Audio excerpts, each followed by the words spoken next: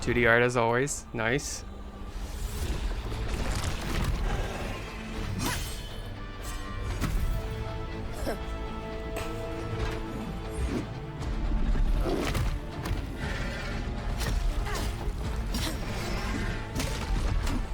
Karasaur, more like Karafall. Ooh. Want that as a background.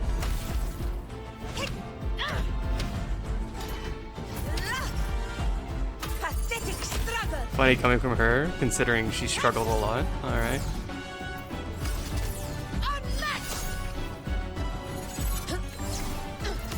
Guillotine. Alright.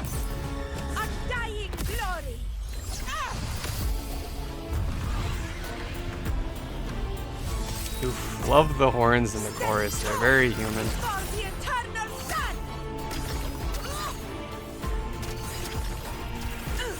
My valor never fades.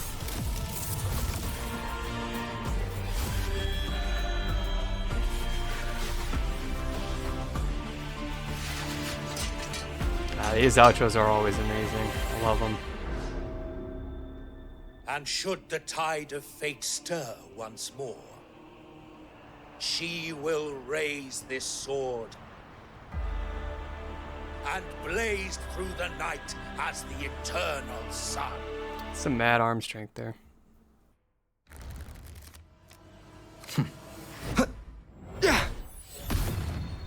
Alright, so after watching the Resonator combat showcase, let's look at the weapon a little bit. I had to look around for it. There's no direct link from YouTube, so I had to look up for it on Twitter. Here we have super high base attack. I believe that's the highest. We just check Bridewind real quick. Go to weapons. Our broadblades are probably gonna have the highest. Yeah, no, super high base attack. Okay, that's probably compensated by the low crit rate. And then we have this, which is probably somewhat controversial. Increase attack, that's the same as always.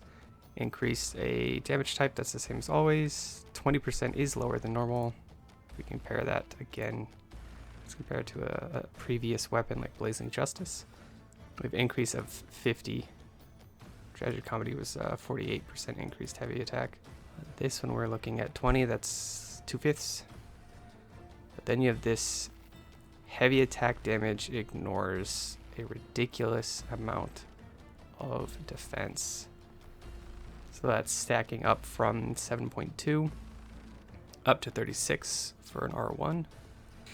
36 damage ignore is crazy, but we do have to consider a few caveats. One being that it's only for heavy attack damage. Other damage ignores are just flat. So for instance, Blazing Justice was once you deal damage, it ignores 8% just outright. But if we consider how much recent characters are focusing on one damage type, like Carlotta, that's 83.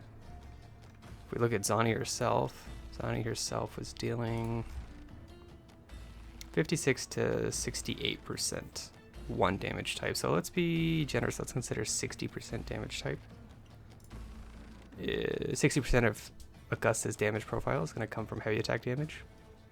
That means this isn't technically 7% here, and it doesn't technically account to a 36% damage ignore. It's more like 60% of that. Oh, quick maths. I don't know. 7.2 times 0.6. What do we get?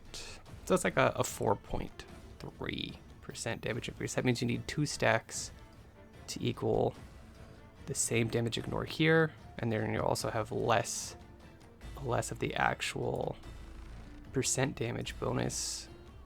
And so maybe 2 more stacks make up for that, and then the 3rd stack pushes it over. That being said, having more of the power come from this damage defense ignore is a lot better than having additional sources of heavy attack damage. You can get heavy attack damage from substats, and therefore you have diminishing returns if it's also on your weapon. If we consider the damage damage calculations here. If we assume this wiki is correct, which I'm sure it is, damage is calculated as base damage of the ability. That's not going to change in any of these cases. Times resistances and then times bonuses. And so ideally, the way math works out, you want to evenly split your percent bonuses into resistance shreds and damage bonuses, as opposed to having them all stacked up here. So let's say you have 20% in both of these, you're going to come out with a 44% increase. Instead of 40% in one of these, you'll only come up with a 40% increase. Not as bad as people are probably thinking it is, but still potentially pretty bad. We'll have to see the calculations and the actual in-game play, but we also have to consider that it has to stack up too. So you're going to be receiving pretty minimal benefits on the first several hits, but then the back half is going to be super loaded. So if Augusta's kit's damage is also backloaded, yeah, it's gonna do a lot for her. Okay, after the weapon preview, let's look at her actual kit. Art is absolutely amazing, as always. Truly stunning. All the different levels of shading in here and color. Very detailed. Love it. Love it. Profile, absolutely gorgeous. Love the side eye. We are sus. Alright. 2 new materials for the Resonator. Skill upgrades uses iris blooms, so we already have those probably farmed at this point. Okay, for her normal attacks, these are basic and heavies. Can't really tell which is which, but we've seen this already quite a bit. Basic attack, heavy attack, mid-air attack, all the electro damage. Okay. When prowess is full, hold normal attack to cast this skill. Then release normal attack to cast heavy attack, thunder roar, spin slash. And it says cast this skill. I assume it's meaning cast this heavy attack. This is actually a pretty important distinction because there's a bunch of triggers in a bunch of different endgame modes that will care a lot about casting skills versus casting heavy attacks or hitting with heavy attacks. So that's kind of important. Heavy attack, roar uppercut. It's the second step. When prowess is full, press jump to cast this ability. I'm going to say ability. Skill is something different. And then prowess. This is probably one of her forte bars. People are just getting more forte bars, I swear. Augusta obtains prowess when performing basic attack, heavy attack, steel clash, mid-air attack, mid-air dodge counter, resonance skill, warrior's blade, dodge counter, heavy attack, or intro skill, stride of golden flare. Dodge counter, heavy attack.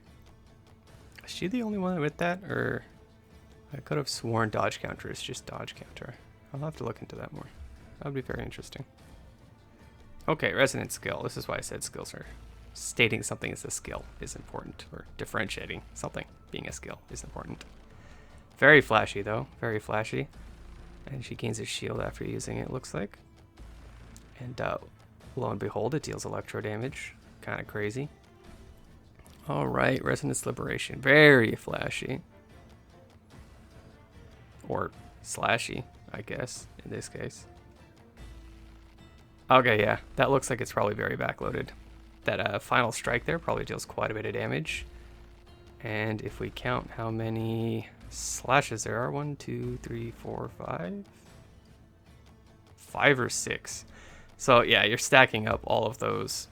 I'm assuming these are going to be heavy attacks, which would probably stack up her weapon. And so she'll be doing more and more damage, and then bam, final backloaded hit. Deals an incredible amount of damage, ignoring 36% of the defense. Okay, well, it's built exactly for her. Alright. Resonance Liberation, Sword of Eternal Oath. Press and release Resonance Liberation to cast this ability. Resonance Liberation Sublime is the sun. When Majesty is full, okay, Majesty, that's another forte circuit. Hold Resonance Liberation to cast this skill and enter Sworn Allegiance for 7 seconds. During Sworn Allegiance state, press or hold normal attack to perform up to 9 strikes, which unlocks a powerful finisher move. Yeah, backloaded. Alright. While in Sworn Allegiance, hold Resonance Liberation to cast the finisher early. Okay. Interesting that you're given that option. I'm curious to see why we'll need it. It says here when Majesty is full. So Majesty, how many can we hold? Augusta obtains 1 stack of Majesty when casting Resonant Skill, Undying Sunlight Plunge. And when other Resonators in the team cast Outro Skill under the effect of Augusta's Outro Skill, Augusta obtains 1 stack of Majesty. Okay, it doesn't tell us. I'm sure it'll tell us later how many you can hold. Alright, Forte Circuit.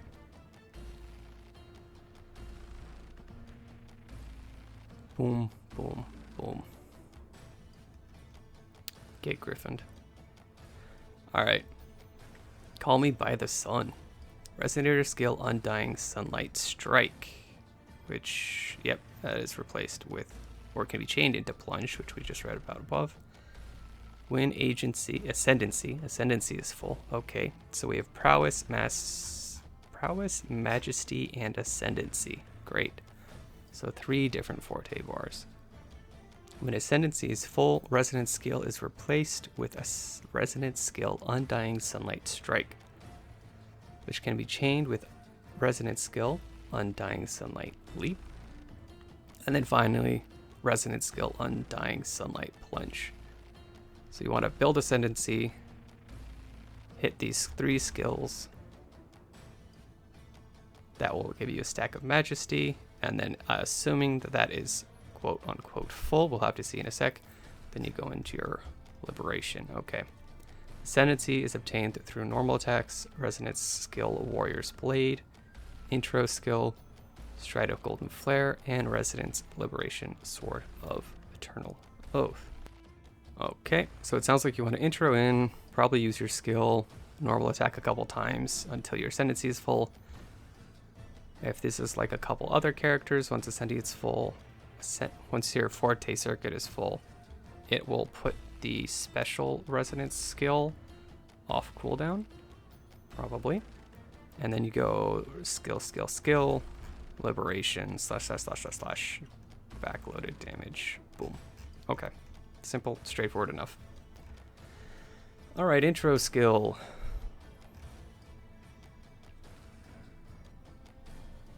Oh, is this the guillotine we saw earlier? Yeah.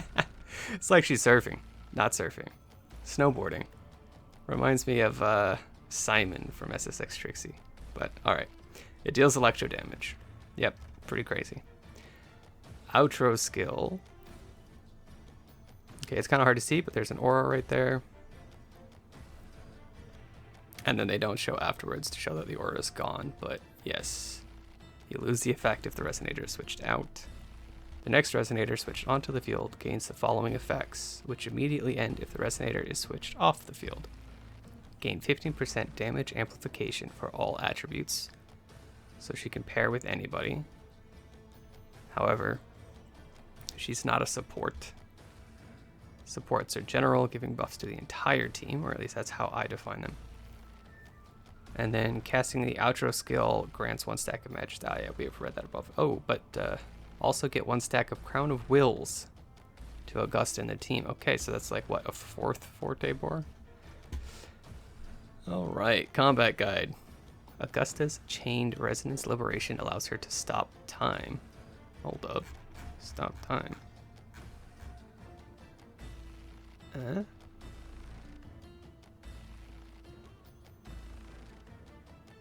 Alright, well, it's really, really difficult to see. I'm assuming they're frozen in place. Okay. Alright. Augusta grants a shield to other Resonators who cast intro skills in the team and herself when she deals damage. So 1 shield per intro skill. I don't know why that matters. Especially if they're not beefy shields, but we'll have to see. Her outro skill grants the next incoming Resonator damage amplification for all attributes, which is great. You know, she can use with anybody. It's not necessary mono electro. Okay. Augusta accumulates prowess to cast chained heavy attacks and ascendancy to cast chained resonance skills. Yes, this is great. We just looked at this. However, she also has Crown of Wills and Majesty. So I'd like to see, yeah, we'll see there. She has Inherent Skill, Blazing Valor, Outro Skill, Battle Song of the Unyielding, and Resonant Skill, Undying Sunlight. Plunge grants Majesty. When Majesty reaches 2 stacks, Augusta can cast Resonance Liberation Sublime is the sun and enters Sworn Allegiance state for 7 seconds, which can be finished by casting Resonance Liberation Sublime is the sun, Ever Bright Protector. Okay, so it sounds to me like she has 2 different Resonance Liberations. I did not realize that reading it the first time through. Can we see the difference? That's probably the first. And then this is the better one. Okay. So you want to intro into her. Well, actually you don't want to. You have to intro into her with somebody who had her outro skill. And then you have to do Resonance Skill Undying Light, Sunlight Plunge. Otherwise you can't get up to 2 mastery. Okay. So summary of her skills. Her normal attack is named Hunter's Path, performing 4 consecutive strikes, dealing crazy electro damage. Okay, then we have heavy attack, Steel Clash, consuming stamina, as all heavy attacks generally do, to attack the target, dealing electro damage. Press normal attack shortly after performing heavy attack to perform basic attack stage 2. Okay, yeah, that's pretty much the same as all heavy attacks previously up to this point. I don't know why these heavy attacks cost stamina, because it seems like heavy attack spam isn't a thing in this game, as the heavy attack multipliers generally aren't so much better that you wouldn't just do your normal basic attack combo or all the other crazy skills these kids have. So is what it is. Mid-air attack consumes stamina to perform mid-air attack, dealing electro damage. Cool. That's pretty costly then. The jump costs stamina, and then the attack costs stamina. Dodge counter. Press normal attack after a successful dodge to attack the target, dealing electro damage. Okay. Mid-air dodge counter. I didn't even know this was a thing. Press normal attack after a successful mid-air dodge to perform a plunging attack at the cost of stamina. Is this a special plunging attack? I guess we will have to see. Performing a mid-air attack doesn't specify a plunge, so maybe she doesn't plunge out of the air like Brant or something.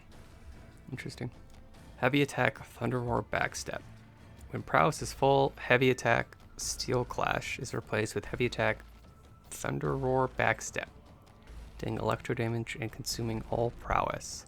While in action, release or press normal attack again within a certain period to perform heavy attack, Thunder Roar Spin Slash. Heavy attack, Thunder Roar Spin Slash is available if Augusta remains on the ground for a certain period after the skill is interrupted. Okay, I mean that's good, so if she gets knocked out, it's fine. It's consuming all prowess, though, is a little concerning because we need that prowess for something else. Yeah. You want prowess for Thunder Roar Uppercut. So if you consume all your prowess, that's going to be an issue for you. I believe Thunder Roar.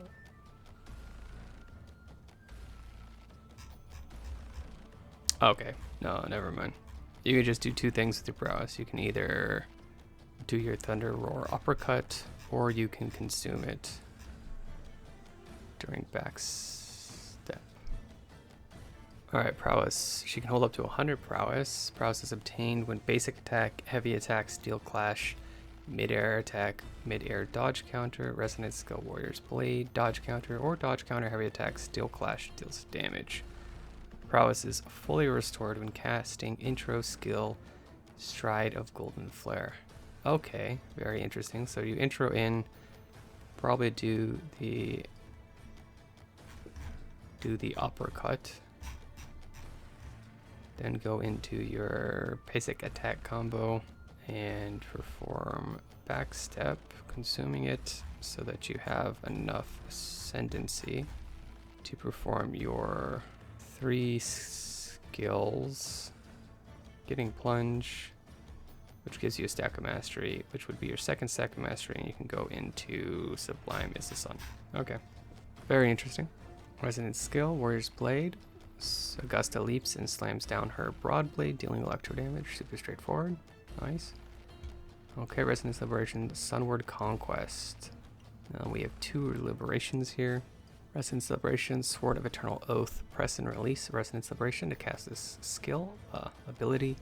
Augusta will sweep her broad blade forward, dealing electro damage considered as heavy attack damage. Okay, Liberation is not liberation damage. Got it. This isn't even her special liberation. This is just regular liberation. Okay. So you're not even being punished for not doing it correctly. All right.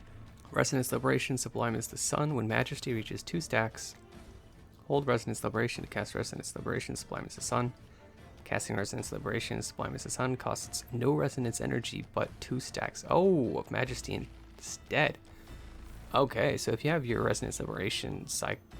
Okay, nice. So if you have your rotation down, you don't have to worry about energy costs at all, which could be very interesting, especially if the cooldowns are not shared, which I'm sure they are shared, but if they aren't, then you could do your super special Resonance Liberation, build up energy through it, and then at the end cast your Resonance Liberation again.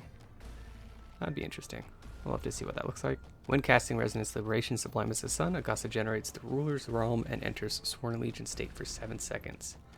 Within this duration, time is temporarily stopped. That is a very long time stop. I kind of really hope it doesn't actually stop time in endgame modes, because that'd be a little broken, extending the timer like that. The Resonator switching is disabled. Interesting. Okay, so we have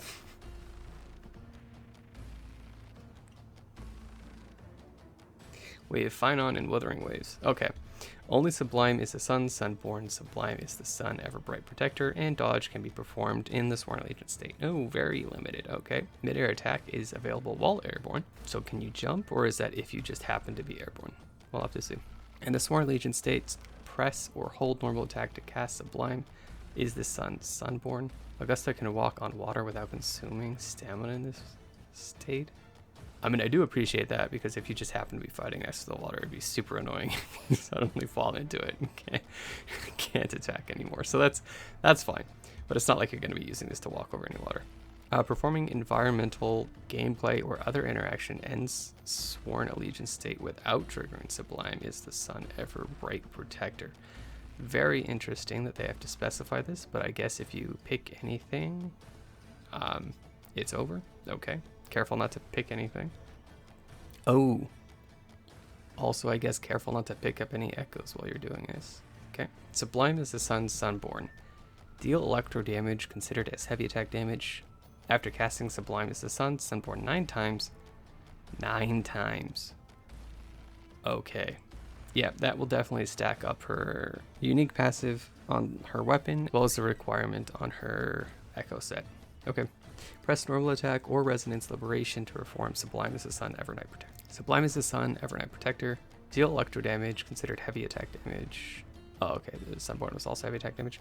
Casting the Sublime is the Sun, Evernight Protector, ends Sworn Allegiance state and consumes all stacks of Crown of Wills. Later.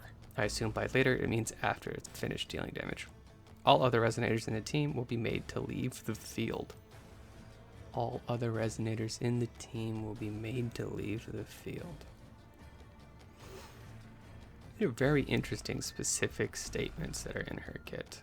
I guess that means like Lupa won't be here, but she shouldn't be.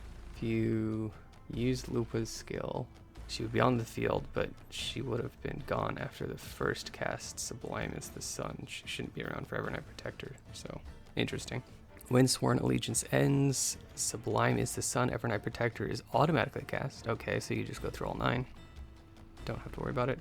During Sworn Allegiance, hold Resonance Liberation to cast Sublime is the Sun, Evernight Protector early. Okay. Ruler's Realm. Ruler's Realm lasts for 30 seconds. When the other Resonators in the team cast intro skill into or within Ruler's Realm, they gain a shield equal to 5%. This is worded a little poorly. 5% of Augusta's max HP plus 650 for 10 seconds. This effect is unstackable. The shield will not be passed on to the incoming Resonator.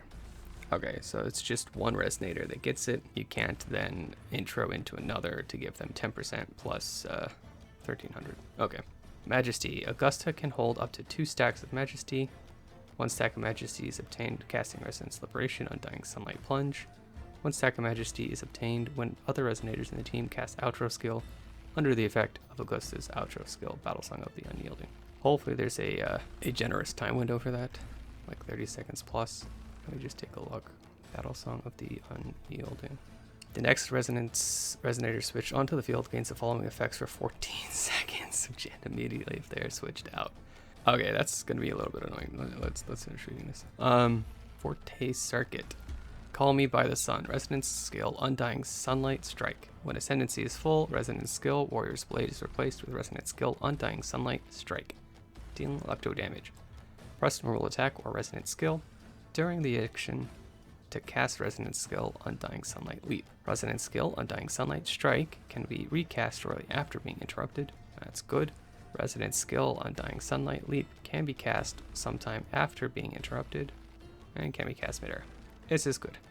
If you get knocked out like a Brand's Anchor, it's super aggravating. Okay. It's also a callback to her resilience in her childhood, getting up every time she was knocked down. So I mean that's kind of nice.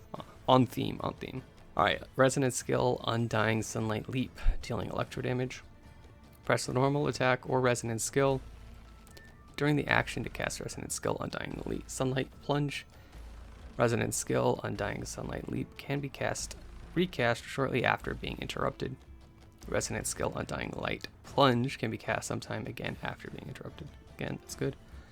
Resonance skill, Undying Sunlight Plunge. Consume all Ascendancy to cast this skill. Dealing electro damage considered as heavy attack damage. Casting this skill grants 1 stack of Majesty. Can only be cast mid-air.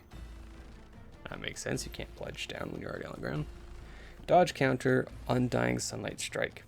When Ascendancy is full, press Resonance skill after a successful ground dodge, or press normal attack or Resonance skill after successful mid-air dodge to cast dodge counter Undying Sunlight Strike, dealing electro damage, considered as Resonance skill damage. After casting the skill, press normal attack or Resonance skill to cast Resonance skill Undying Sunlight Leap. Resonance skill Undying Sunlight Leap can be cast again sometime after being interrupted. Ascendancy.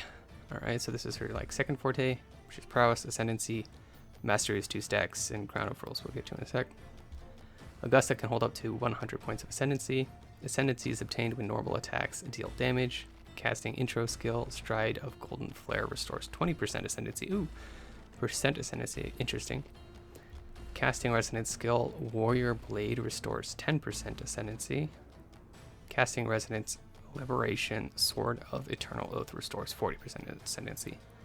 Okay, so that's 70% Ascendancy off of her intro skill, her Resonance skill, and her Resonance Liberation, Sword of Eternal Oath. That's her basic one. And you need Ascendancy in order to perform your 3 skills and get Mastery, which is necessary. And Ascendancy is obtained when normal attacks deal damage. Okay, so me reading this right now, sounds like you intro in, you normal attack a couple times, then you do your Resonance skill. Okay, so this casting Resonance Liberation, Sword of Eternal Oath restores 40% of Ascendancy is very interesting to me. You need to expend Ascendancy in order to get your Mastery through your 1, 2, 3 skills. Yeah, special skill casts. And then my hope here then is that means once you get your second Mastery point, you can just cast it outright, even if it's on cooldown from your previous cast. I hope that's the case, otherwise you're never going to be casting this because you need the skill, you need your Resonance Liberation off cooldown in order to cast it once you get your 2 Mastery. We'll have to see what happens. Intro skill, Stride of Golden Flare, more like Guillotine of Golden Death. Okay. Outro skill, Battle Song of the Unyielding. We looked at this briefly before. The next Resonator switched onto the field gains the following effects for 14 seconds. Okay. Which end immediately if they're switched out. Gain 15% damage application for all attributes, and casting Outro skill grants 1 stack of Majesty and 1 stack of Crown of Wales to Augusta.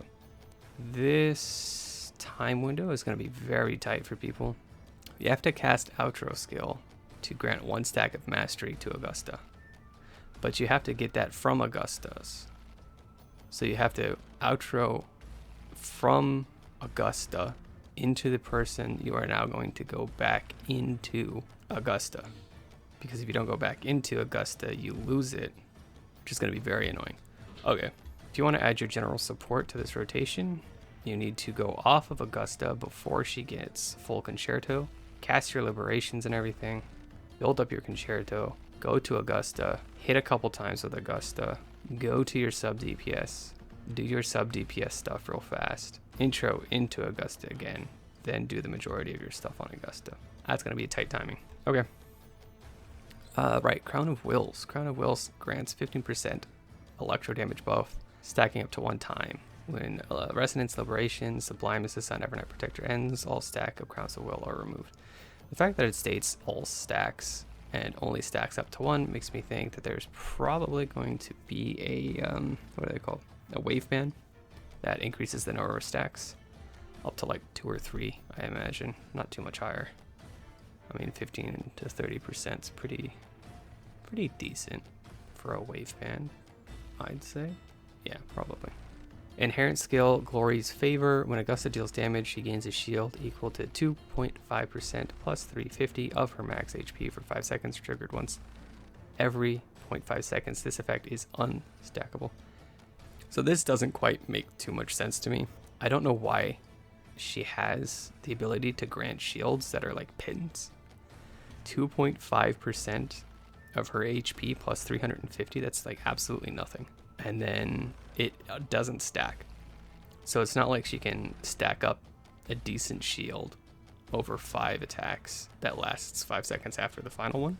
It's just there to essentially have a shield on her at all times and provide something to trigger her hyper-specific weapon and hyper-specific echo set, which is a little annoying to me personally. Not a little, it's very annoying. Yeah, it just doesn't make sense. Inherent skill, Blazing Valor. When Augusta is out of combat for over 4 seconds, she gains the following effects, which can be triggered once every 4 seconds. If mastery is less than 1 stack, restore 1 stack. Fully restore Crown of Wills. Interesting. Okay, so how does that work back in? We gain 1 from the outroing into her, and then one from the Ascendancy triple skill. Undying Sunlight Plunge. Yep. Okay, and she can only hold up to 2 of these.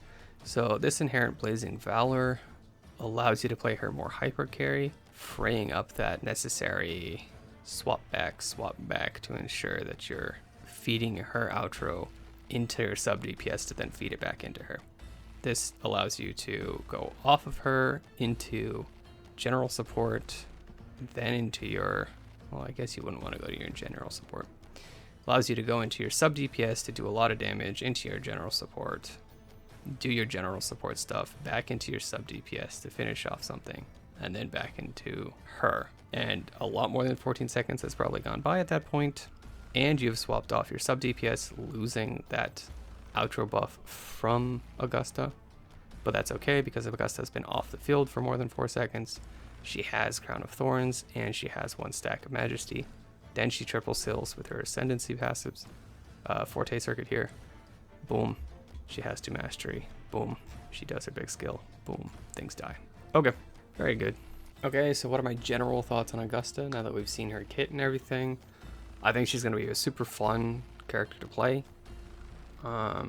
If you're playing with her without her second Ascendancy skill, it's going to be a little difficult to time because you have to swap from Augusta without her having a full concerto energy into your general support, do your general support stuff, swap back into Augusta, finish filling her concerto, swap into your sub DPS so that the sub DPS has the outro buff that gives Augusta her second mastery point, do your sub DPS damage rotation, have enough concerto to then intro into Augusta within 14 seconds, which isn't hard. It's not hard to do a 14-second rotation for one character. It's difficult to do a 14-second rotation for the 2 characters in the order that is necessary. But again, once you have that second passive, that is freed up You don't have to worry about that. You can just play her hyper carry with her off the team. However, considering both of those, this does seem like she's going to be difficult to play as a quick swap character. It just seems like a lot of her kit is about being on field, and then also just the difficulty of building up all of her stacks, 1 mastery, triple skill, then swap with full concerto to your 2nd DPS, finish capping off their concerto, and then back to her to do her 2nd liberation, her enhanced liberation, so to say. Very difficult to play. I'm sure it'll be satisfying if it can be played that way. As for what's come with her, I think she herself is a very interesting character. Seems like it's going to be a lot of fun to play. This shield makes absolutely no sense as to being in her kit for any purpose except for the fact that it triggers her special weapon, and then it triggers the echo skill as well. Beautiful art. Beautiful art. Crow Games never disappoints with art. Oh my goodness. That guy looks like he's going to be fun to fight. But, yes, here we go. So the new Sonata effects. Upon gaining a shield, increase the Resonator's attack, blah, blah, blah, blah. This effect can be triggered once every 0.5 seconds, stacking up to 5 times. This is the same exact trigger condition as her weapon, which is what bothers me.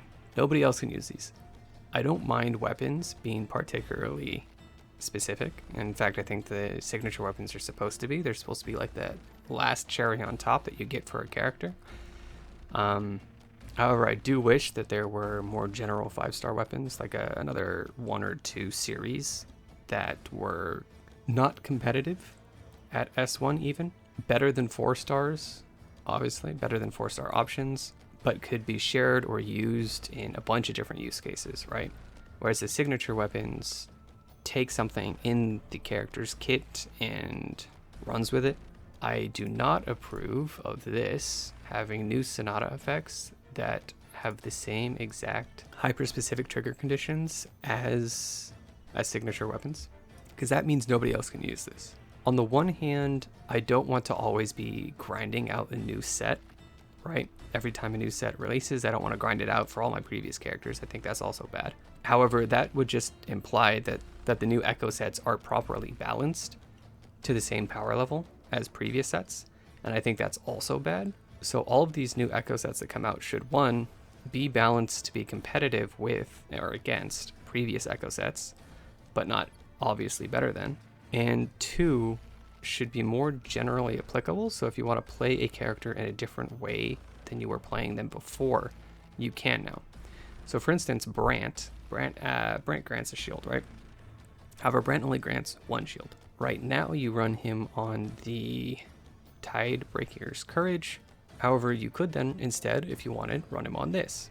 However, since you have to stack up to 5 times, this is now not plausible to use him. What would be better is if this was more generic and it's not triggered once every 5 seconds, stacking up to 5 times when gaining a shield, but instead, if a shield is present, increase the Resonator's attack by 6%, blah, blah, blah. This effect can be triggered once every 0.5 seconds, stacking up to 5 times. So that would just mean if you have a shield present for 2.5 seconds, you then get the max stack. So it ramps up. That would be fine. I would be very good with that, because then you would play with shields, be rewarded for playing defensively with a shield, but also still having some skill in order to not have that shield completely depleted. And then it would be usable on both characters, or all characters, I guess. It would also be usable on Genshin and something Yuanwu. I think he grants a shield. But yeah, that's my opinion on her and what has come with her. So very excited to see her. Are you guys going to be pulling? I think I'm not going to advise you to or not. I think she's a really cool character. Personally, I have some issues with character models, so I'm personally going to be passing until they fix those for me. Even though I do really want her, she's super hype. I love great swords. All right, that's it for today.